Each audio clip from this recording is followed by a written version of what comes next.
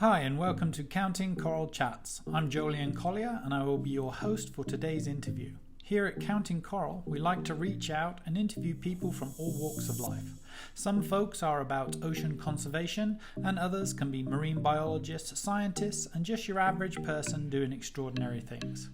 We are always looking for people to join one of our chats. If you are interested in what we do and would like to be on our show, you can email us at connect@countingcoral.com. So please sit back, relax and enjoy the show.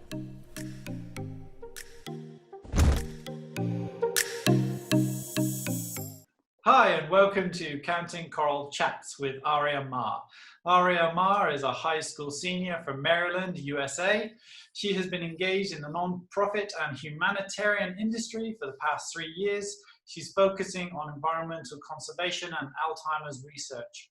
Aria is passionate in bridging interdisciplinary skills in order to help create a more sustainable future. Well, hi Aria and welcome, and I appreciate you joining us today. How are you?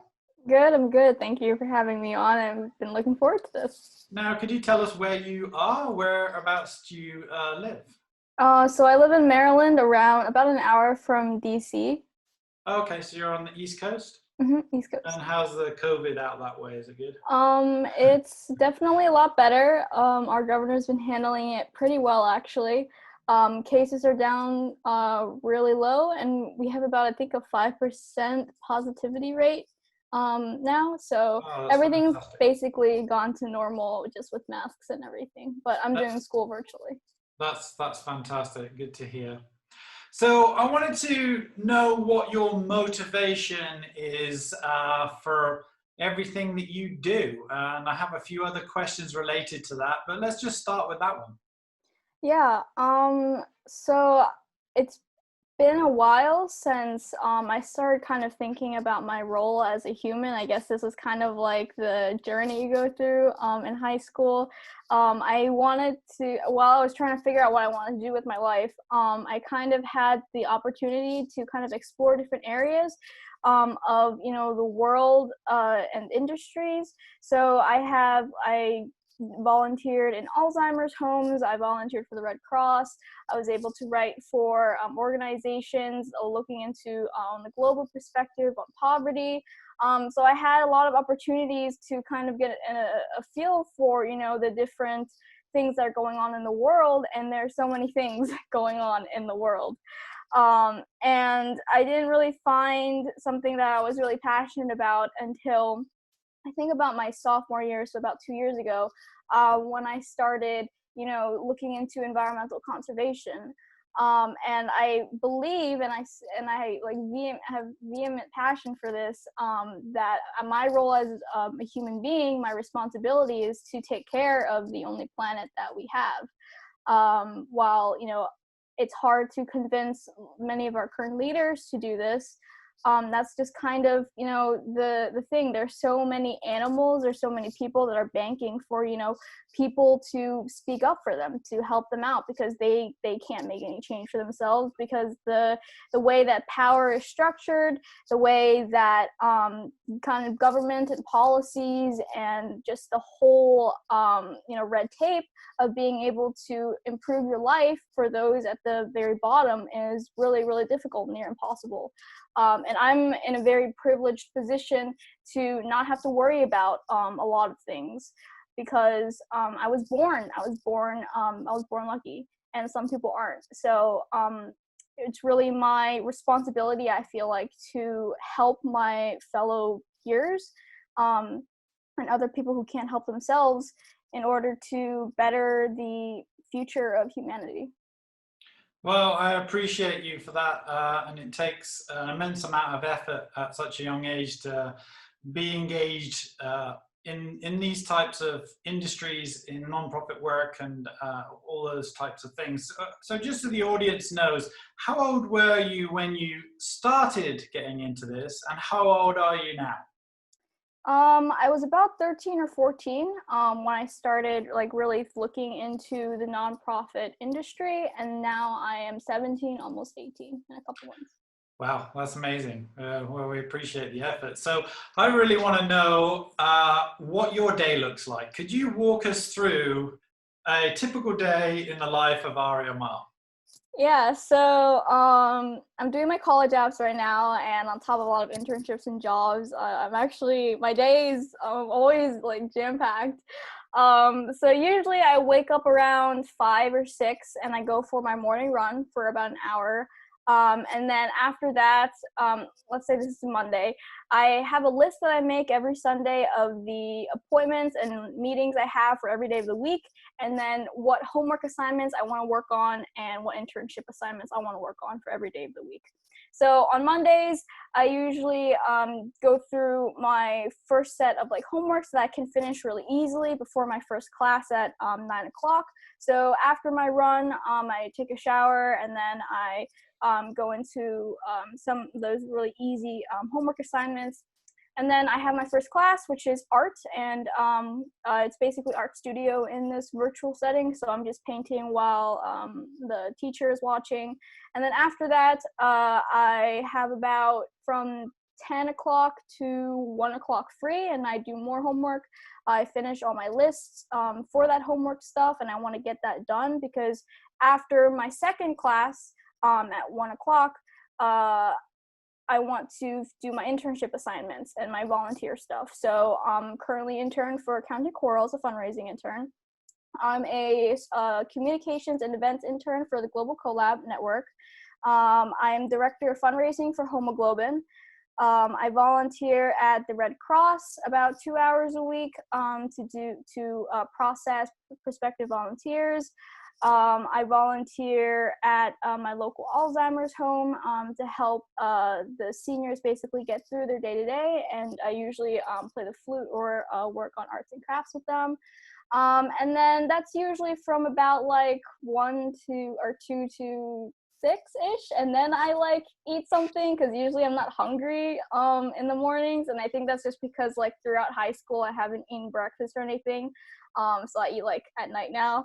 And then once I get through all my meetings, which are usually in the middle of the day, so it's kind of like assignments and stuff interspersed between the meetings, which are a lot of meetings usually on the weekdays. It's like from 2 to like 6 o'clock. I have meetings every 30 minutes or every hour, so I try to get a lot done in those times between the meetings. And then usually after 6, it dulls down a little bit.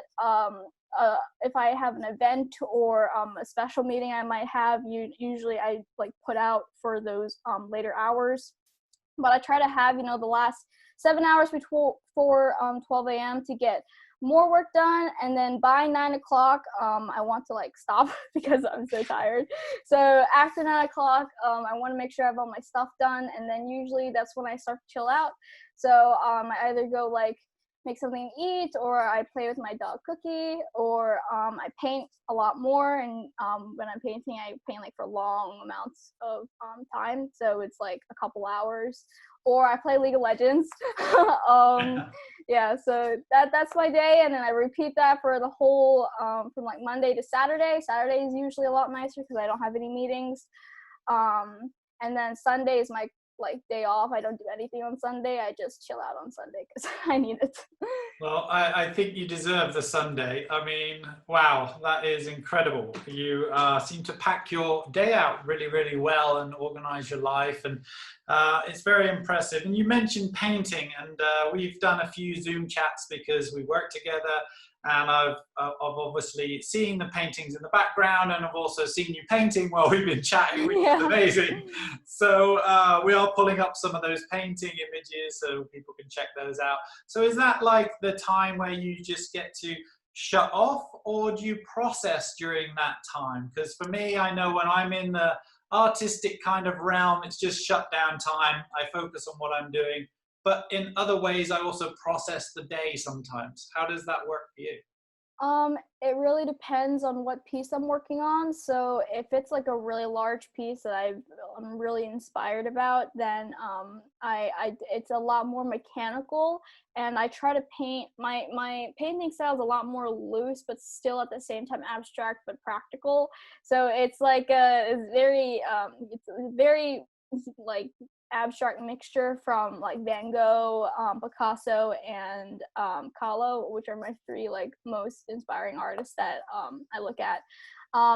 All of my like imagery stuff is very inspired by Edgar Allan Poe.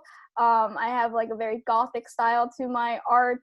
And so it depends on like what kind of piece. Sometimes I do a lot of abstract stuff with like pour painting, which is a lot more loose. I kind of shut down for that because it's more of like a relaxation exercise. But some of them are the more of the technical pieces that are part of my portfolio. I definitely have to like, I zone out, but I still like am processing at the same time. I don't know if that makes sense. No, that makes perfect sense. Like I say, for me, it's the same thing. It can go either way depending on the project that I'm working on. So, yeah, I love your artwork. I think it's fantastic. And again, you inspire me to keep going with my artwork also, especially when I saw you painting on the Zoom the other day. I'm like, wow, I need to get back in my workshop.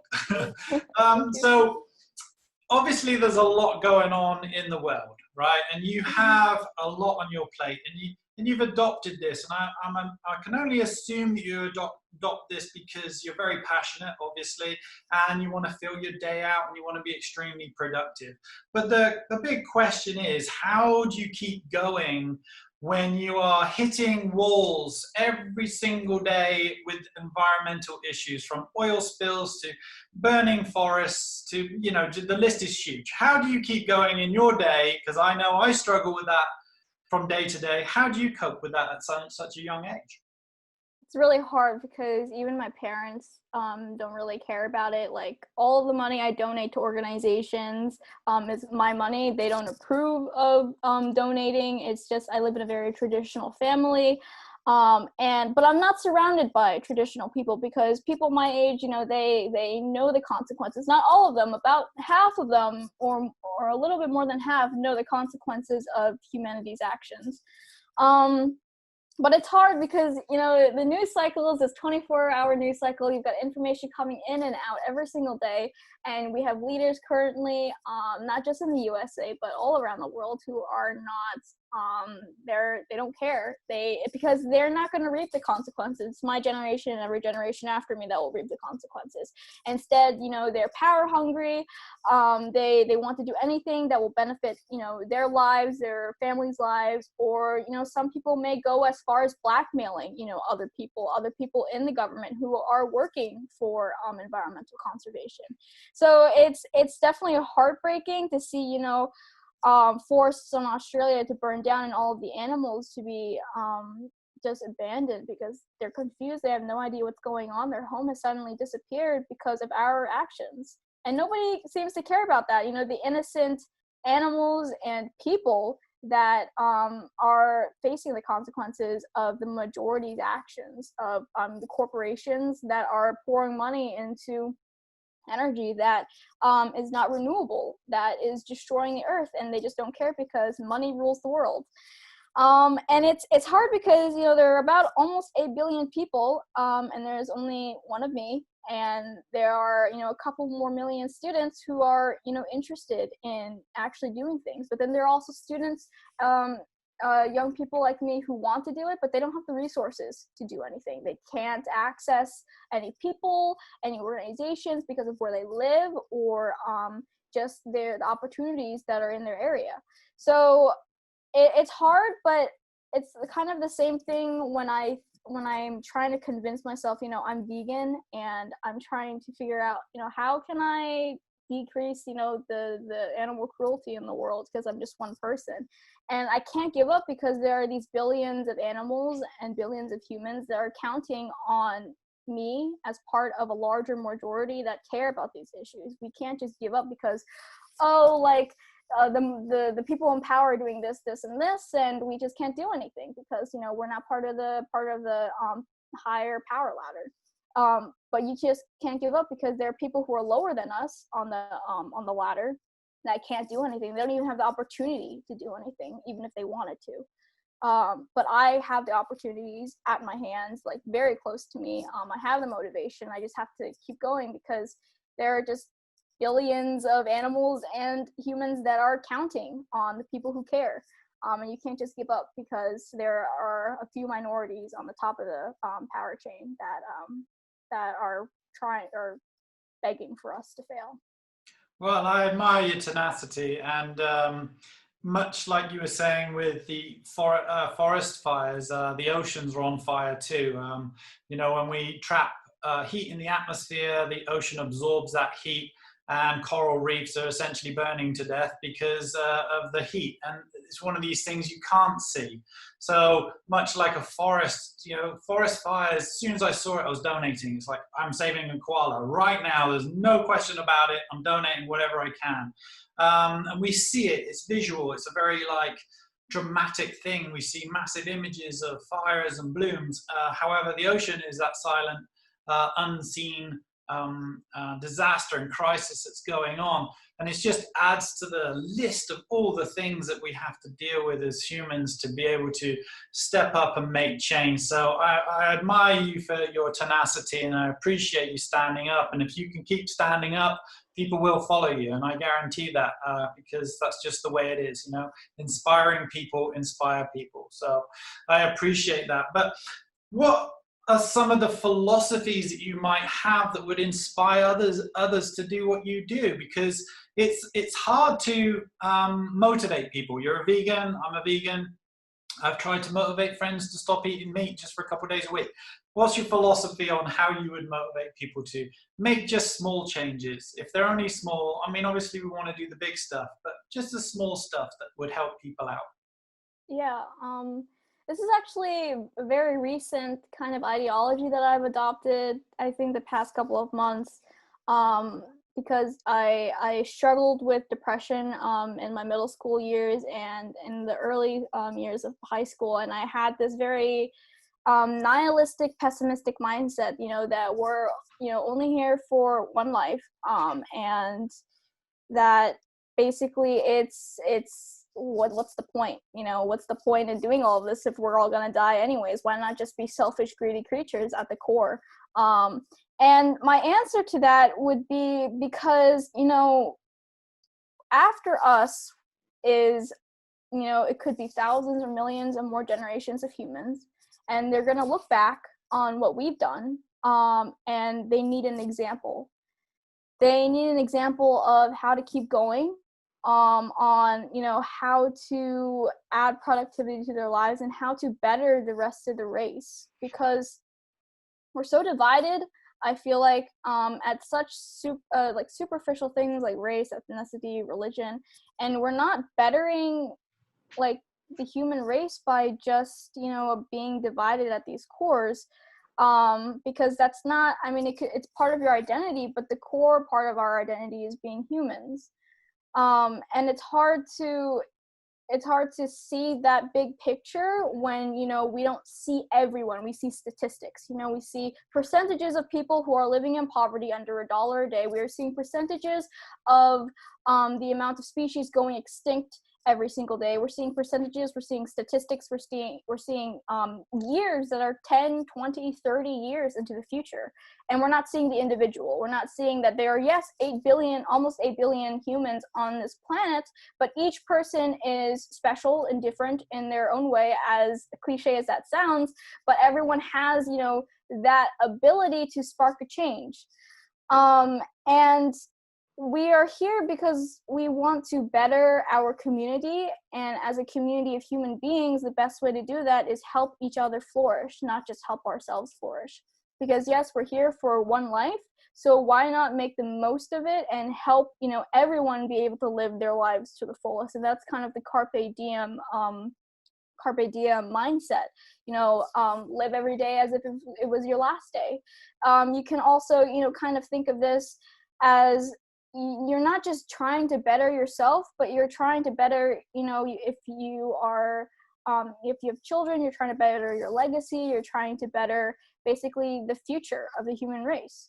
And even if your name is not sung in songs or written in books, it really doesn't matter, because I don't know, I see that as very, I mean, some people are looking for legacy and some people are looking to be remembered, but I don't really see the point. If you create an invention, if you know, help that one person out, that colleague, that peer, that student, whoever, and inspire them to do great change, I didn't get here by myself. I was inspired by my ESOL teacher, who taught me how to, speak English fluently.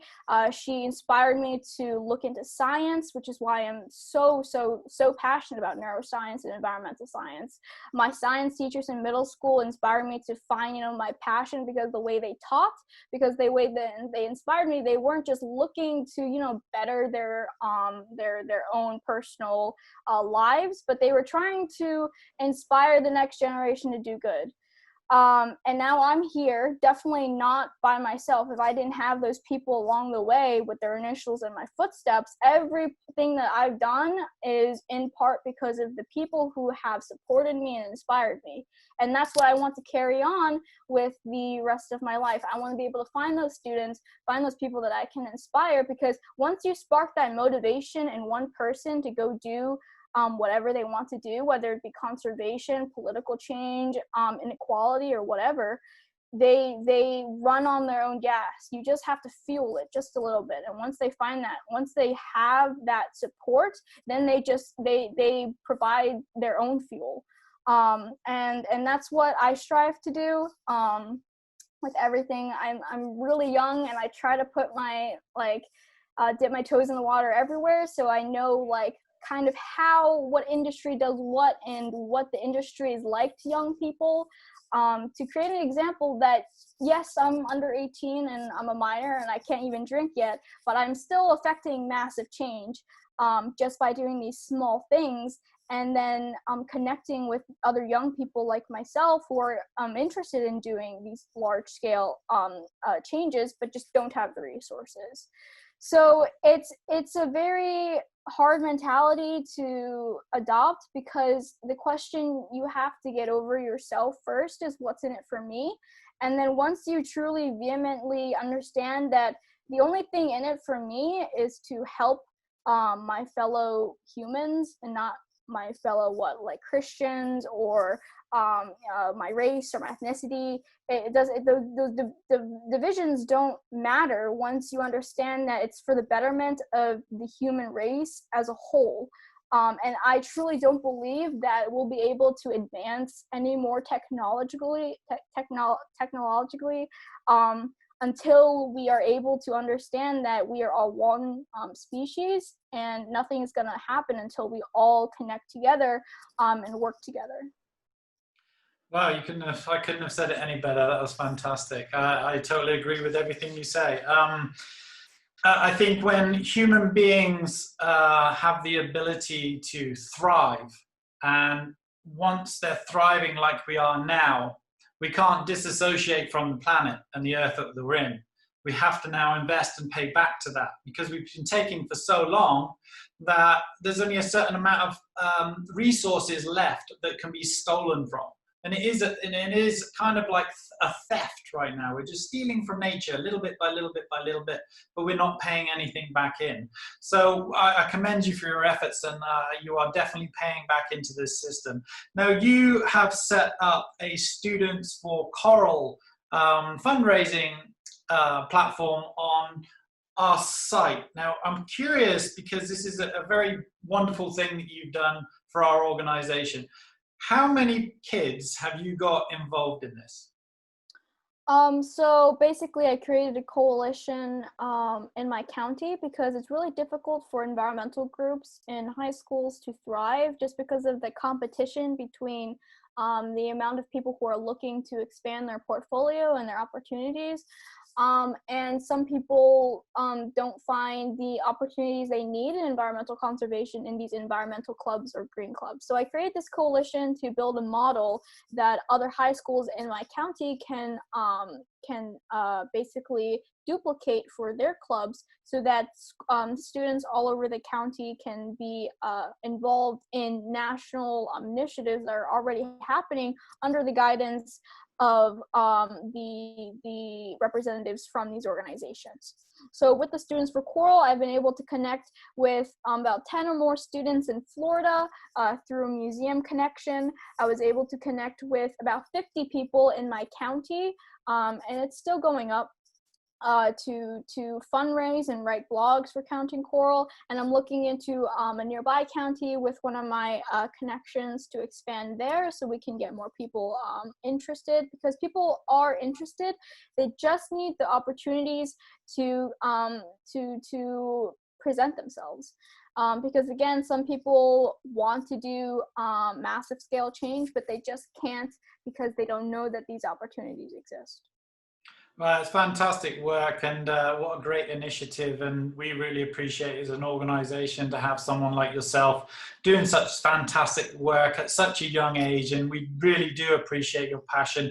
And I hope for the viewers that are viewing this, just see how passionate people can be. And to be fair, there's a lot of people with some amazing passion, and if people don't back that passion, it just kind of dwindles out, and it kind of, that fire goes out within people. And I think you found a fantastic network of people, and you've generated that own fire. You're now burning, and everyone's burning around you with this excitement to get going, and you are the catalyst for that. So I hope this inspires other young people, because it unfortunately is in your hands right now. We're doing our best at kind of the later years, and we're hoping to carry on going for another 20 years, but you guys have got a massive task ahead of you, and I applaud you. And I guess the big and last question is, do you ever want to give up? Have you had enough? Do you ever see yourself giving up? Where are you at with that?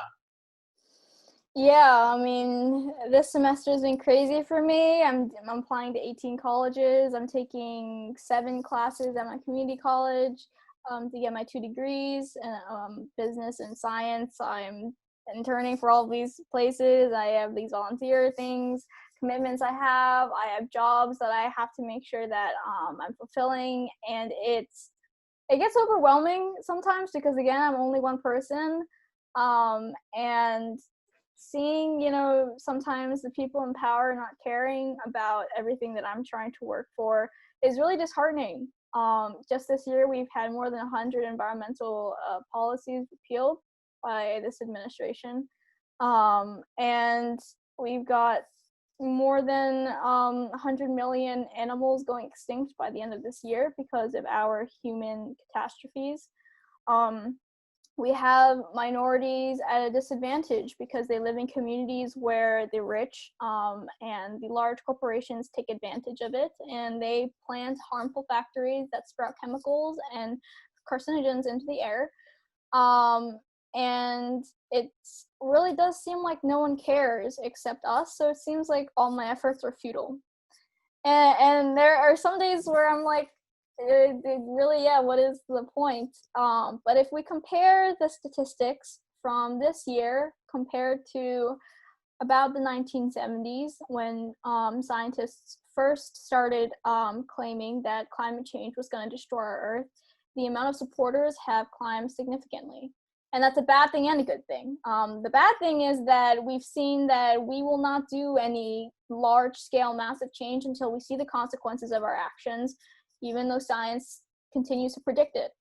But the good thing is that more people are caring. We have climate action walks out of school.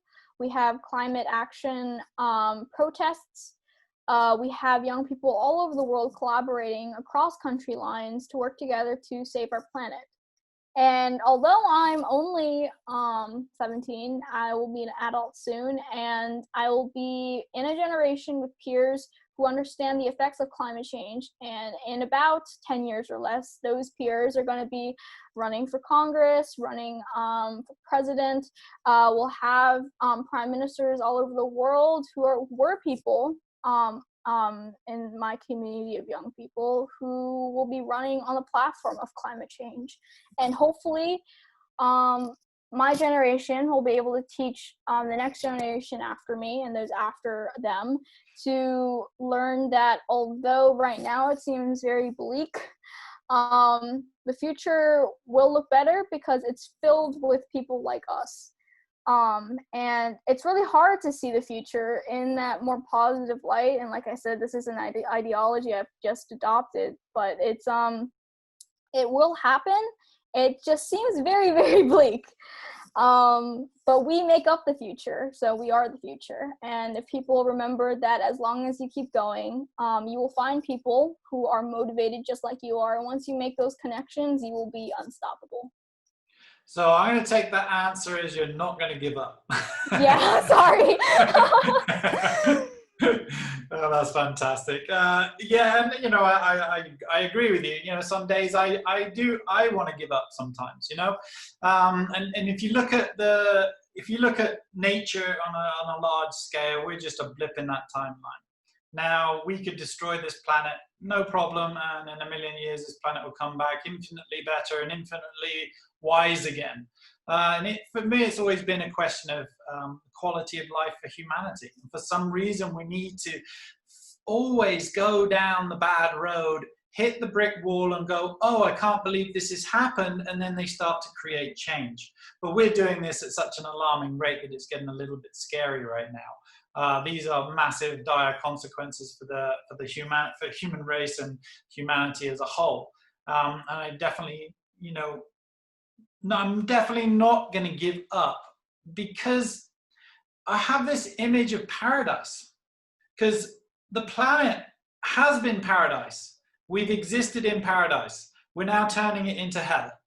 We can bring that paradise back where we thrive in every single aspect of life, whether that be being able to eat fish, being able to, you know, grow trees and having fantastic rainforests and more animal biodiversity and all that. It's all attainable. And guess what? We'll be happier, healthier individuals as a result of it. So yeah, you can't give up the good fight. Doesn't sound like you are. And I appreciate that. And thank you so much for your time today. I hope this has been inspiring to our viewers, and we really appreciate it, Aria. And we'll look forward to having you back on again. Thank you so much for this opportunity. I can't stress enough that our generation is the last generation before we can do anything to help save this planet. And I really hope for those of you watching that you'll fight with us to save our home. Agreed. Thank you, Aria. Bye-bye. Thank you so much. Bye. The best way to follow us for Counting Coral Chats is to subscribe to our YouTube channel, Counting Coral. You can also follow us on Instagram, Facebook and Twitter at Counting Coral. If you are curious about the work that Counting Coral is doing, you can check out our website, countingcoral.com. If you would like to work with Aria and get involved with Students for Coral, please contact Aria via email, aria@countingcoral.com.